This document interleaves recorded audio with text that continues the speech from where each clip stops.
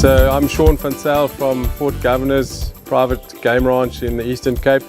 We are between Port Elizabeth and East London on the N2, and we operate an open range ranch of over 10,000 hectares. I've been in this industry. I got my professional hunter's license from 18. I've been hunting, so over 23 years of hunting, and then I've been with different companies, but we started this Fort Govener's 10 years ago. When we took over Fort Govener's, we had a huge issue here with alien invasives, being the black wattle from Australia, some hackia and the prickly pear and so on. So we started off cutting it manually with chainsaws, and we had about 20 or 30 chainsaw teams with chainsaws, 4 in a team cutting, and then we used to send the timber to Pietermaritzburg to try and cover the cost so that we weren't doing it for nothing. And that we did probably about 500 hectares like that. After that it was taking too long, and the timber was a little bit tricky in the areas, so then we started cutting it or pushing it out of the bulldozer and an excavator. In total we've done close to about 1,000 hectares. We've got about 3,000 hectares. This is one of the 2 charcoal plants we have on Fort Govener's, and they do about 3 interlinks of biochar a month. I think it's around 10 to 15 tons of timber to get 1 ton of charcoal.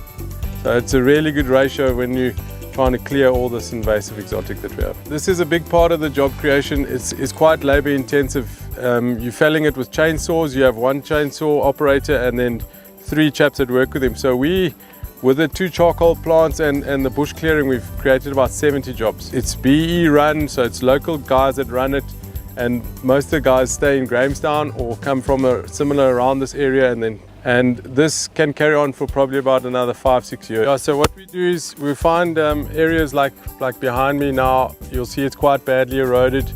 So we've got mobile crawls, portable crawls, and we'll move the crawl to these areas, and that's where the goats will sleep at night time. Because we've got 0 fences on the whole ranch, the goats would be able to move everywhere. So we herd them here at night time, and then they'll spend the time here. The hoof action, the dung, the urine wakes the soil back up and fertilizes the soil. And we find within 2-3 weeks, you'll find, after you've moved the crawl, you'll find the regrowth coming back. There's a spot just behind you where they were, and we can show you there. The manure is about 1 centimeter thick, and all that food and compost and everything is going straight into soil, and it is a really good action to do it. And then from these crawls we'll move the boer goats to a designated fenced area where the young wattle is, and they'll pressure graze that. We're trying to do like 5 or 10 groups, so probably I'd say 50 to 60 hunters.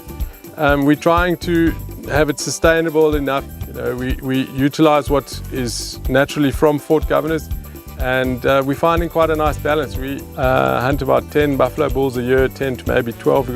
We got over 200 buffalo. Our game numbers are really high. Our carrying capacity is really good. We're a little bit understocked, but we'd rather be running at about 70% than a bit higher than that, because this area is susceptible to droughts. Locals must always be able to see their own thing. You can't just come here and make it so that no locals can come here. So we have different prices for local guys staying in our cottages. Local guys get local rates, and then internationals, of course, we have to make up for it. But the internationals carry the costs of the running of Fort Govener's.